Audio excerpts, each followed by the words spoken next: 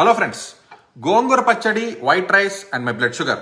మీలో ఎంతమంది తెలుసు గోంగూర పచ్చడిని ఆంధ్ర మాతగా పిలుస్తారని, బ్లడ్ షుగర్ లోయరింగ్ లో సూపర్ స్టార్ అని, జీర్ణాశయ రక్షకుడని, అద్భుతమైన ఫ్లేవరే కాకుండా history, culture and health benefits తో తరాలుగా మన జనరేషన్స్ ని ఆకర్షిస్తున్న ఈ హోమ్ మేడ్ గోంగూర పచ్చడి మన బెంచ్ మార్క్ పోర్షన్ అయిన 200 గ్రామ్స్ వైట్ రైస్ లో తిని నా బ్లడ్ షుగర్ మీద ఎలాంటి ఎఫెక్ట్స్ చూపిస్తుందో మన కంటిన్యూస్ గ్లూకోజ్ మానిటర్ యూజ్ చేసి ఈరోజు తెలుసుకుందాం.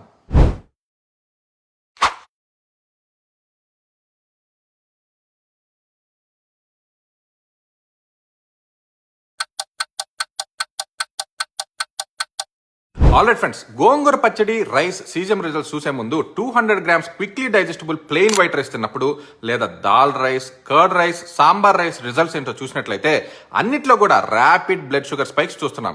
అలాంటి వైట్ రైస్ తో గోంగూర పచ్చడి తిన్నప్పుడు మాత్రం బ్లడ్ షుగర్ స్పైక్ ని బ్లంట్ చేయడమే కాకుండా ఎఫెక్టివ్ గా లో గ్లైసమిక్ రెస్పాన్స్ అయినట్టుగా గ్రాఫ్ చూస్తే తెలుస్తుంది.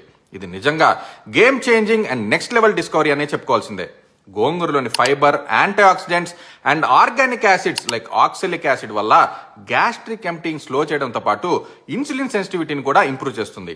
అంతేకాకుండా high polyphenol content blood sugar ని స్టేబుల్ గా ఉంచడంలో హెల్ప్ అవుతుంది. రుచి మాత్రమే కాదు, గోంగూర సూపర్ ఫుడ్ అనే సంగతి మన ఫ్రెండ్స్ అండ్ ఫ్యామిలీస్ తో తప్పకుండా షేర్ చేయండి. Let's all eat smart.